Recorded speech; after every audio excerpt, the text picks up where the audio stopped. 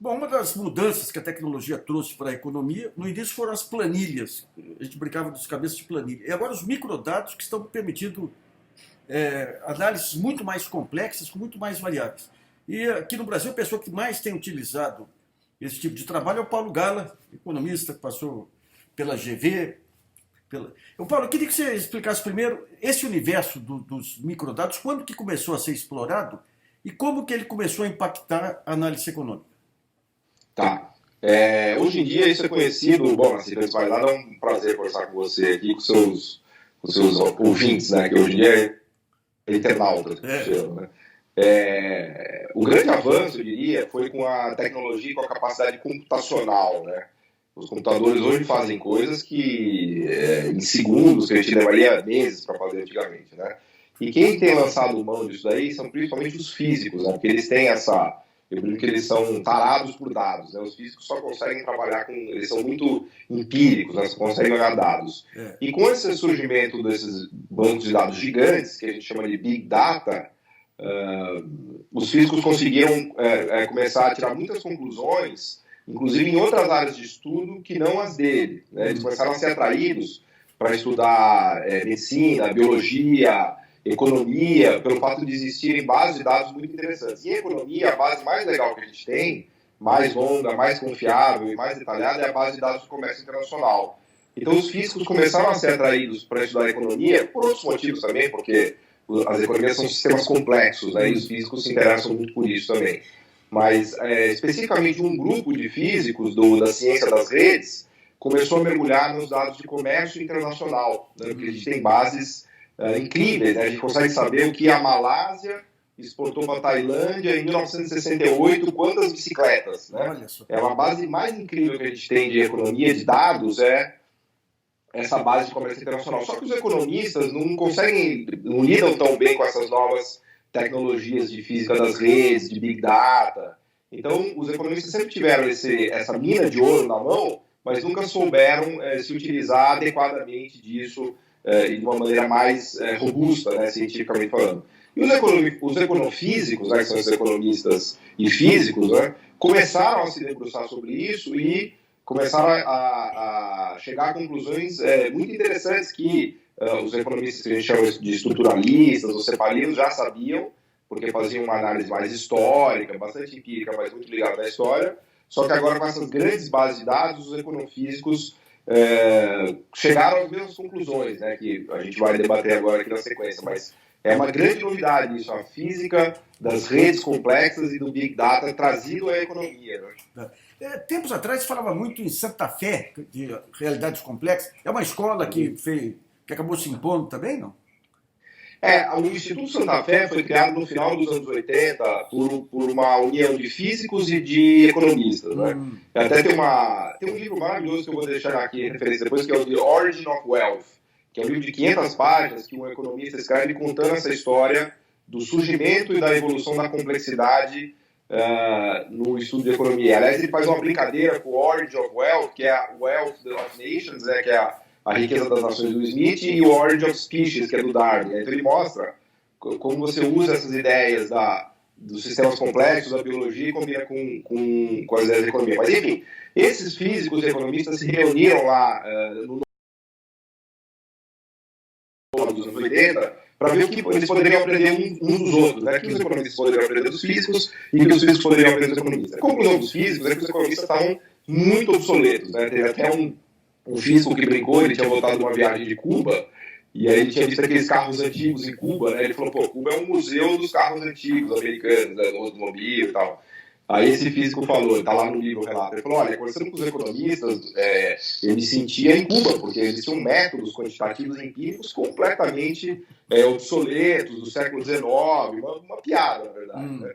E aí eles resolveram fazer esse Instituto Santa Fé, com muito financiamento, né, conseguiram captar financiamento de empresas, trouxeram grandes nomes de economia, o próprio Thomas Sargent, que era um grande nome da época, e criaram esse instituto, que é uma fusão de pensamento de físicos, de economistas, e até hoje está florescendo muito, né? O grande nome desse instituto é o Brian Arthur, que foi talvez considerado um dos pais do estudo da complexidade na economia. E mais recentemente, os físicos das redes complexas se juntaram a esse grupo. Mas isso foi mais a partir dos anos 2000, até porque essa coisa das redes complexas, que foi uma revolução na própria física, é mais recente, é do final dos 90 e do início dos 2000. Mas é um grupo que vem se fortalecendo cada vez mais, e hoje o Instituto Santa Fé, que fica lá no Novo México, é uma potência de pesquisa, de think tank, e isso ganha cada vez mais força, porque sendo a economia um sistema complexo, nada melhor do que usar as ferramentas e sistemas complexos da física para estudar a economia.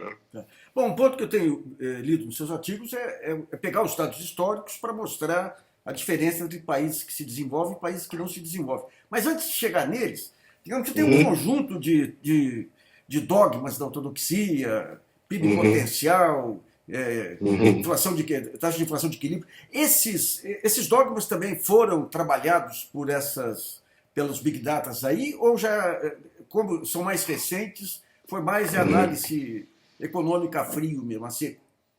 Não, eu acho que tem vários dogmas aí, né? Eu acho que os principais dogmas que estão sendo demolidos são os dogmas relativos ao comércio internacional, né?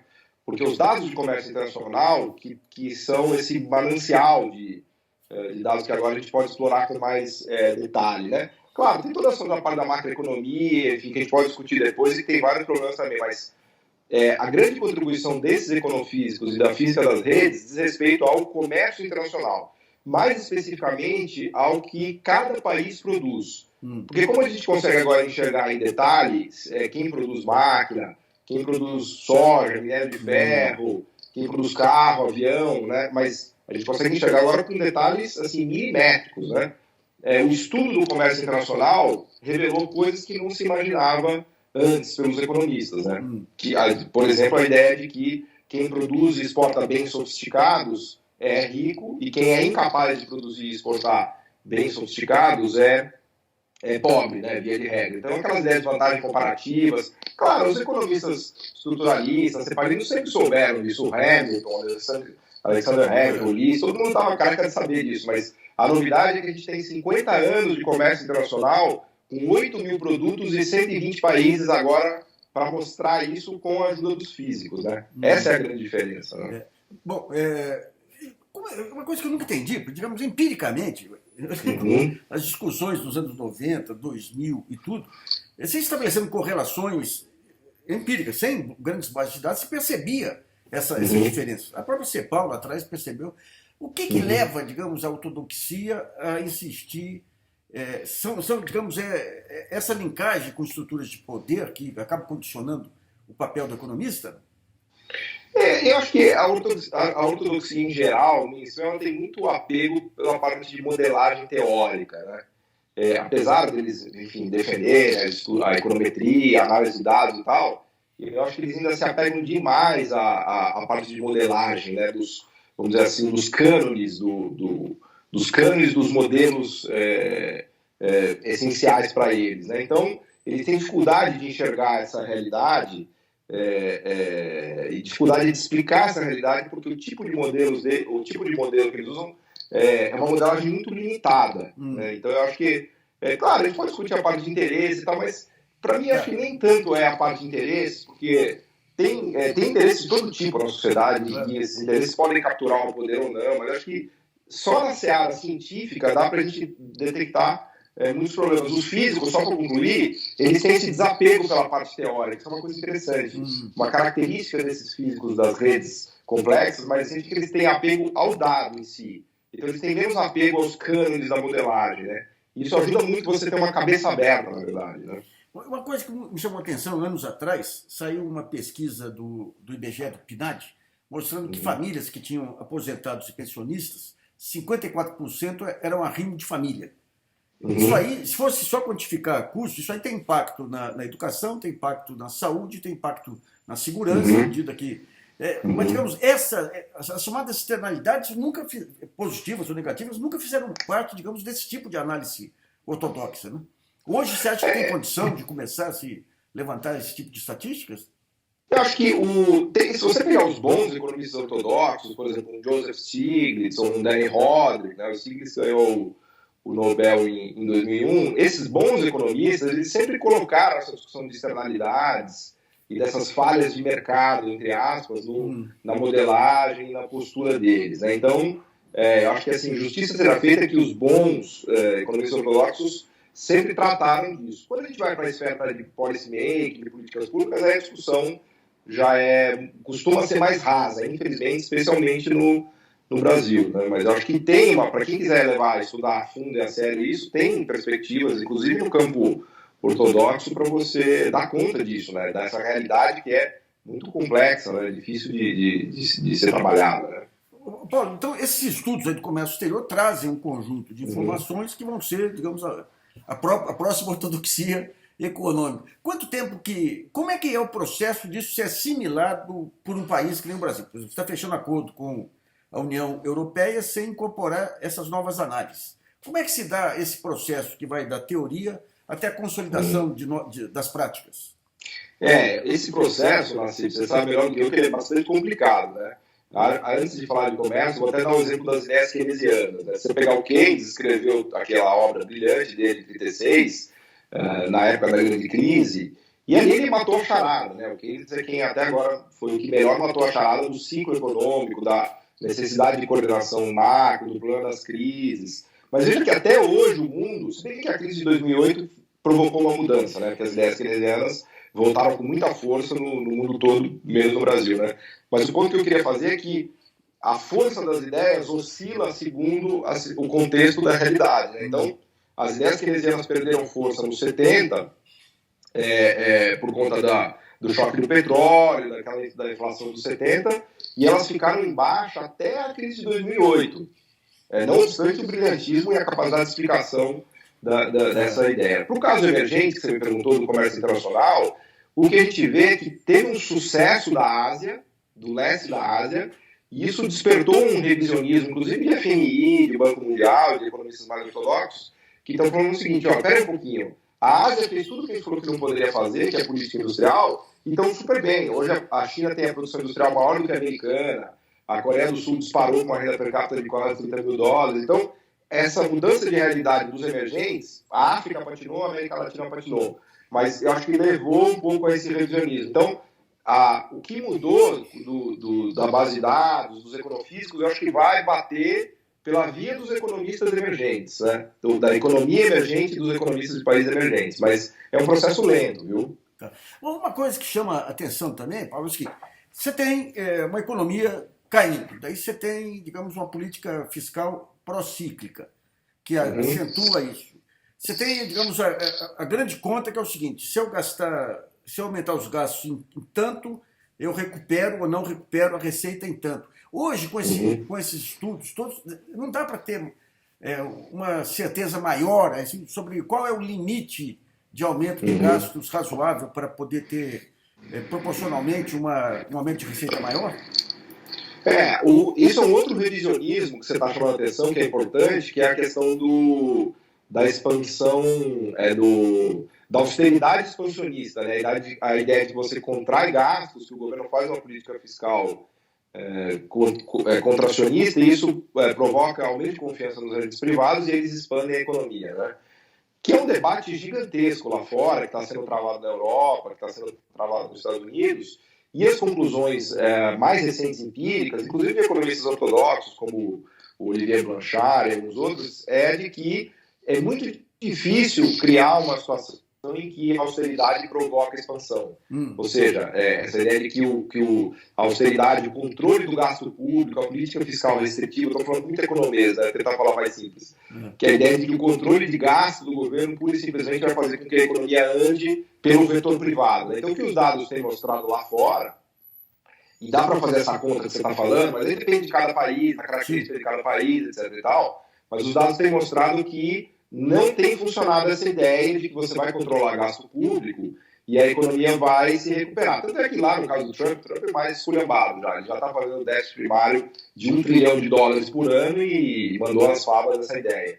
Na Europa, que está de novo entrando em recessão, diga-se de passagem, o debate está ganhando muita força, porque eles estão com um juro nominal de curto prazo negativo do Banco Central. O Banco Central está com um juro nominal de menos 0,25 e a economia europeia não anda. Então, ganha força essa ideia de que eles vão ter que mudar eventualmente, a política fiscal para algo mais agressivo, especialmente em relação ao investimento público. Né? Esse é um capítulo importante também de revisão de ideias. Né? Quer dizer que política monetária e política fiscal deixam de ser os instrumentos essenciais aí que a economia estudou esses anos todos. É que isso está no Keynes já, inclusive, na CIF. Quando você está numa situação de excesso de endividamento, que as pessoas não tomam mais dívidas, os empresários não investem mais, os consumidores não gastam mais, que ele chamava de armadilha da liquidez, a política monetária perde a sua potência. Né? Aquela coisa que a gente brinca que a política monetária é a corda que traz o cavalo para beber água, mas não consegue empurrar o cavalo. Né? Então a política monetária funciona muito bem para restringir, para segurar a economia, não para impulsionar ela necessariamente. E aí vem o papel da política fiscal, especialmente do investimento público, né? O vetor do investimento público. O Keynes era bem crítico em relação à ideia do gasto público per se. Né? E que países fazem isso hoje? A China, certamente, que tem o investimento público como motor. Os Estados Unidos está tentando migrar um pouco, o Trump foi para a coisa da corte de impostos e está mais flexível. E a Europa ainda não usou uma política fiscal muito agressiva. Ela ainda não usou, mas eu acho que ela está em vias de usar. Uma coisa que chama atenção, Paulo, é o seguinte: quando você pega 94, 95, a economia bombou quando você teve a redução da inflação. E o que no final do ano, quem tem contato com a microeconomia, conversava com os empresários, você percebia que já eles tinham aumentado o nível de capital e tudo de forma imprudente lá. Então você precisava ter uma transição para ter um retorno, digamos, ao padrão anterior. O que ocorreu foi um baita choque de juros, um baita choque fiscal, que provocou um endividamento gigantesco. Quando você pega Joaquim Levy, no tempo de Dilma já, depois o Meirelles e o Paulo Guedes, eles repetem a mesma coisa de antes. Você dá travada quando a economia está caindo, você não dá conta de saída ou de remanejamento. Essa dificuldade de aprender com lições próximas, aí, por que isso acontece com a economia brasileira?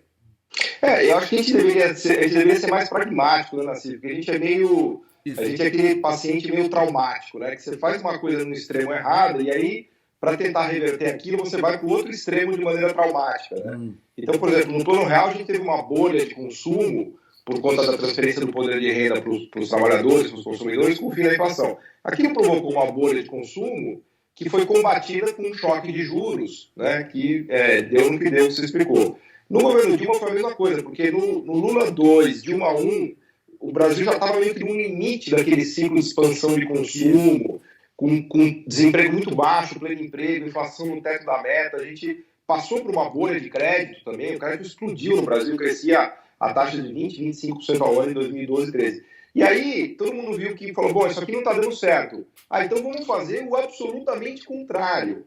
Aí você dá um choque de juros numa economia que está com uma bolha prestes a estourar. Então, se a bolha ela já estava estourando por conta própria, né? Mas aí, quando se tira a Selic de 7, bota em 14, faz uma política fiscal ultracontracionista, destrava os preços administrados de uma hora para outra, com energia elétrica subindo 30%, gasolina subindo 20%, o câmbio, na hora do pânico, se desvaloriza, vai para 4,25%. Então, se criou um pânico no momento de bolha delicado com choque de juros. Então, imagina se o Fed agora pega a taxa de juros americana e dobra a taxa de juros. O efeito seria catastrófico, né? Então, e a própria Dilma fez isso. Então ela foi meio suicida, né? Sim. Do ponto de vista econômico. Essas medidas heróicas aí dos econômicos, que vem lá de trás também, a cada crise cambial aqui com o Fernando Henrique, aquele baita choque fiscal, não há, digamos... Não, você está relatando aí essa questão das poucas variáveis da economia, mas, digamos, o entendimento da economia como uma engrenagem que um setor afeta o outro e que esses choques desarrumam tudo. Essas visões heróicas vêm desde lá da ótica dos pacotes, né? Aqueles pacotes, o cruzado e tudo, você acha que fez... E o real mesmo, fez mais bem ou faz mais mal para o país com essa visão do economista Deus ex machina?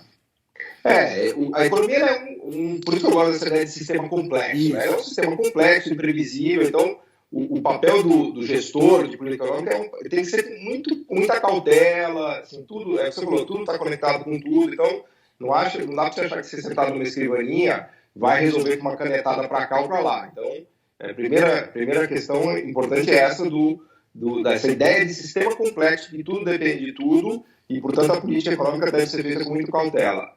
Segundo ponto, você está falando do cruzado, desses choques, foram medidas heróicas.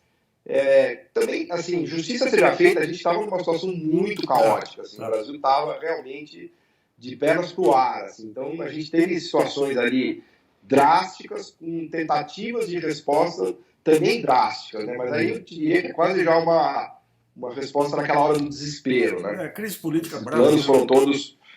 E além da crise política, né? Então a gente realmente, nos anos 80, a gente estava numa situação dramática de descontrole inflacionário, descontrole de contas públicas e tudo mais, né? Então tá firme. Paulo, obrigado aí pela entrevista. Depois eu queria que você pudesse mandar por escrito aí links que podem ser consultados, autores, legal, livros aí, a gente coloca junto com a entrevista aí.